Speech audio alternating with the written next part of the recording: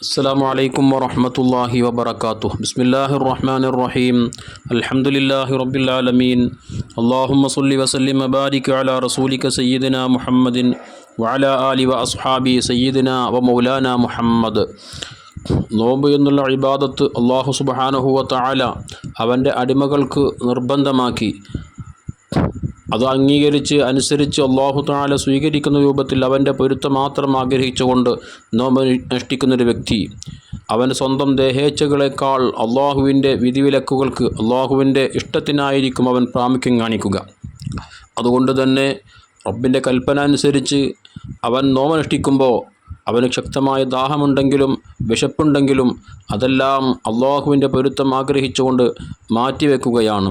അതുപോലെ തന്നെ ഹലാലായ വിഷയങ്ങൾ തന്നെ ആണെങ്കിലും എൻ്റെ റബ്ബ് അവനിഷ്ടപ്പെടാത്തൊരു വാക്കു ഞാൻ പറയില്ല, അവൻ പൊരുത്തപ്പെടാത്തൊന്നും കേൾക്കാനോ ചിന്തിക്കാനോ ഞാനില്ല.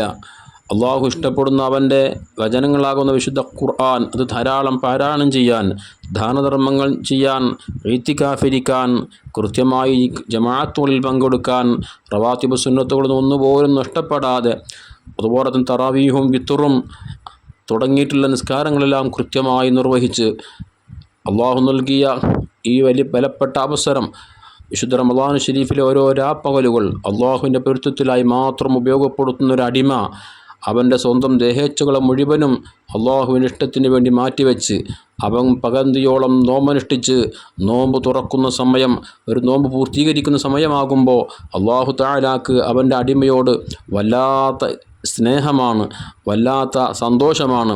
അതുകൊണ്ട് തന്നെ ഓരോ ദിവസവും നോമ്പ് പൂർത്തീകരിക്കുന്ന സമയത്ത് അള്ളാഹു തആല അവൻ്റെ പൊരുത്തം ആഗ്രഹിച്ചുകൊണ്ട് നോമ്പ് നോറ്റ വ്യക്തികൾക്ക് നൽകുന്ന സമ്മാനം എത്രമാത്രം വലുതാണ്.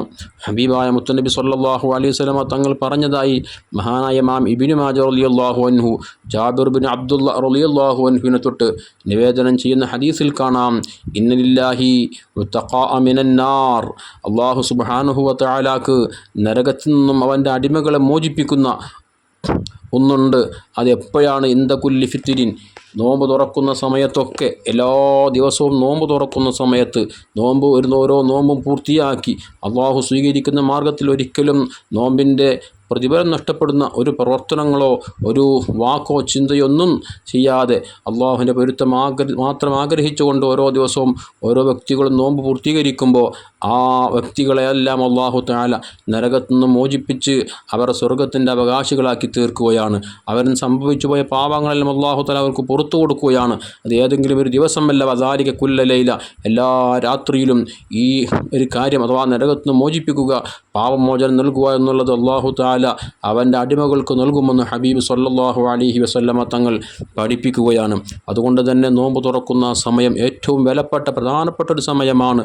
അനുഷ്ഠിച്ച നോമ്പ് സ്വീകരിക്കാൻ, അതുപോലെ തന്നെ നോമ്പുകാരനായിക്കൊണ്ട് അവൻ പാരായണം ചെയ്ത വിശുദ്ധ ഖുർആൻ, ദാനധർമ്മങ്ങൾ, ഇത്തികാഫ്, നിസ്കാരം തുടങ്ങി എന്തെല്ലാം സൽക്കർമ്മങ്ങൾ ചെയ്തിട്ടുണ്ടോ അതെല്ലാം അള്ളാഹുവിങ്കിൽ സ്വീകാര്യോഗ്യമാകാൻ വേണ്ടി അള്ളാഹുവിനോട് മനസ്സൊരുക്കി ദുആ ചെയ്യുമ്പോൾ അള്ളാഹു തആല പ്രാർത്ഥന കേൾക്കുകയും അത് കാരണം അദ്ദേഹത്തിൻ്റെ പാപങ്ങളെല്ലാം അള്ളാഹു തആല പുറത്തു കൊടുത്ത് നരകത്തിൽ നിന്ന് മോചിപ്പിച്ച് സ്വർഗത്തിൻ്റെ അവകാശികളാക്കി തീർക്കുമെന്നാണ് ഹബീബായ മുത്തനബി സല്ലല്ലാഹു അലൈഹി വസല്ലമ ഈ ഹദീസിലൂടെ നമ്മെ ഓർമ്മപ്പെടുത്തുന്നത്.